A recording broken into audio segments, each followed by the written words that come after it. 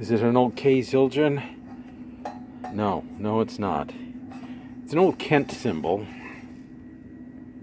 Where are we? There we are. Kent. E.W. Kent, Kenmore, New York, was a maker of really low quality drum sets, cheap drum sets that were designed to compete with the big boys of the day, Slingerland, Gretsch, Ludwig, or WFL, and some of the Leedy. Some of those. The company was started in 1947 by a couple of brothers in a small factory, and they had good wood in their shells. It was like 2-ply maple that they would get from Michigan, but the shells were not made real well, and the bearing edges were like, eh. Anyway, this cymbal came with it, and I'm sure they just had somebody banging these out for them. It's not much of a cymbal. It's more or less a brass cymbal. Don't think there's any tin in this at all. But anyway, I'm going to clean this up and kind of restore it to make it look decent. It's been sitting on an old 1920s Ludwig drum set that I've had for years. I don't know where I got this. I seem to remember I had 2 of these, so I think it's a hi-hat set. It's 12 inches. But I really don't have a solid recollection of where I got this. I think I got it from a friend of mine who gave me an old cheap drum set that was kind of a low grade plywood shell drum set, but I don't know. Anyway, I'll make it look better so it sits on display. I'm going to try and get these edges perfected and polished and cleaned. See what it looks like later.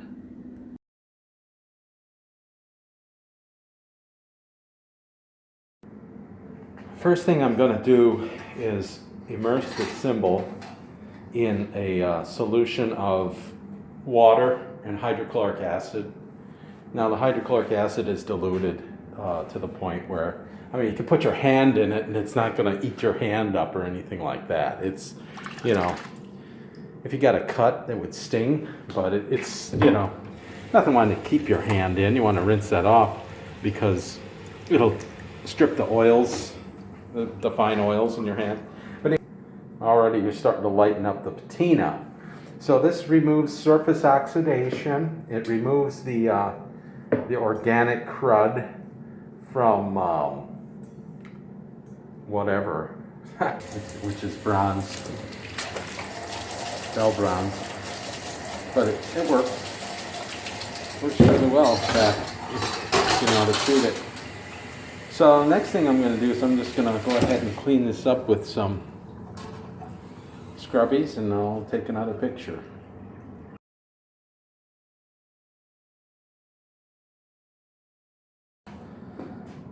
The next thing that I'm doing is I'm using a Scotch-Brite pad to just clean the brass real well. Yeah, this is just a way to get the gunk and the dirt buildup off of it, and we're not hurting the cymbal in any manner. This is just taking me a minute or so to go around here with the scratch pad, and I'm going with the grooves. Otherwise, you know, you're going cross grain, you're not doing much except hitting the high spots, and we really want to get down into those grooves. So this is a decent, I'm sorry I don't have a tripod today, but that's all I'm doing, just nice and easy.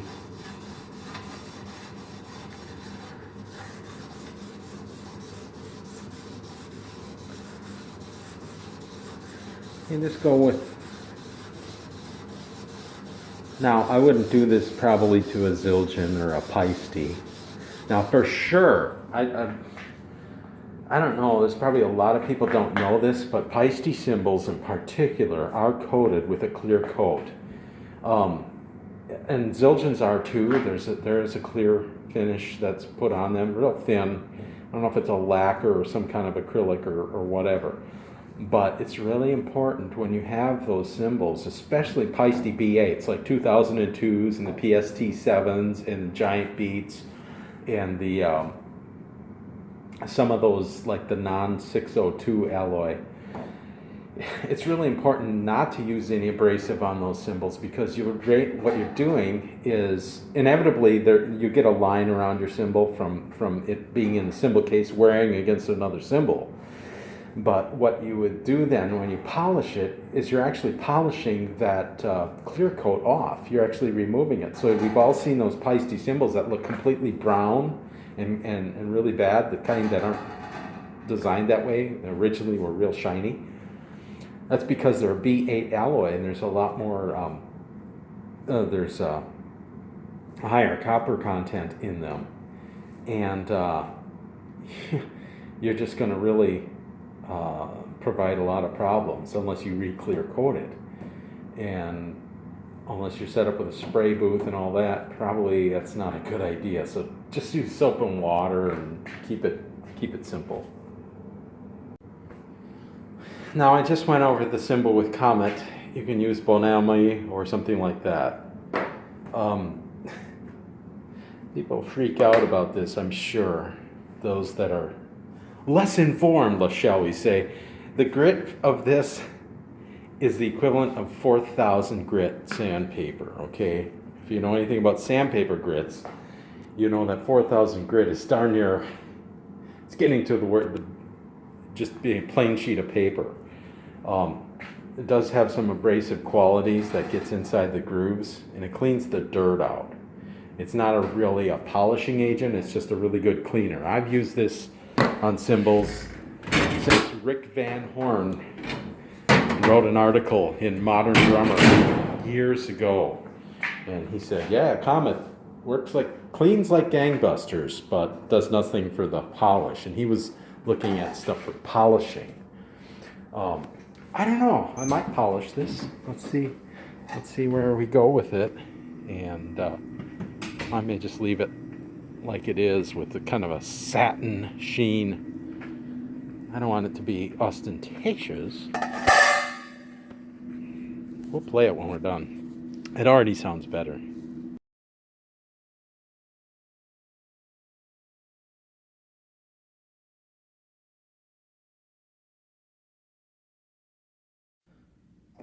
So the way I cleaned the cymbal with the Scotch-Brite pad, then the Comet, and then I used this brass wheel.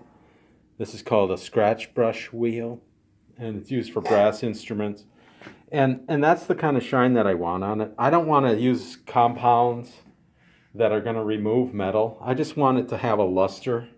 So that's a good enough luster. This is just going to be on static display with a very old Ludwig Jr. kit that I've had since I was in 4th grade. So like 44 years now. And I kind of restored that kit, put it on display years ago. I lost the original China cymbal that came with it. Actually sold that for 50 cents back in the 70s. Because I thought it sounded like a gong, which was of course beautiful now. But anyway, I just put this old Kent cymbal with it for display purposes, and it kind of hangs from one of those cymbal hooks that they used to have on those old drum sets. And this will be perfect. I'm going to seal this with some wax. I'll show that next. Now this is Minwax paste furniture wax, so it's got carnauba in it, and this will just provide a nice layer to prevent it from tarnishing in the open air.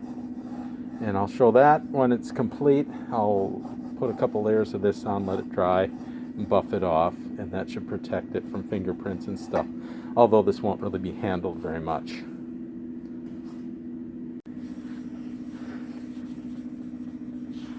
Well, this is the final product.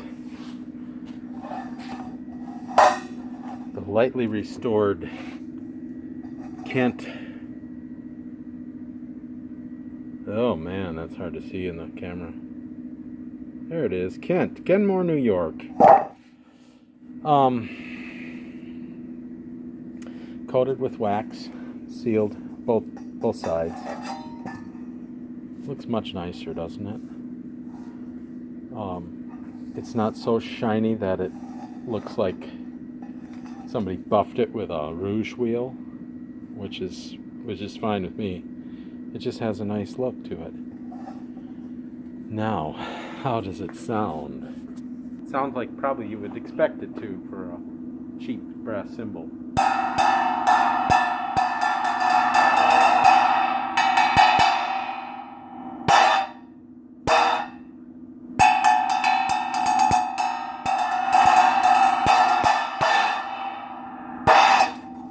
Whoa!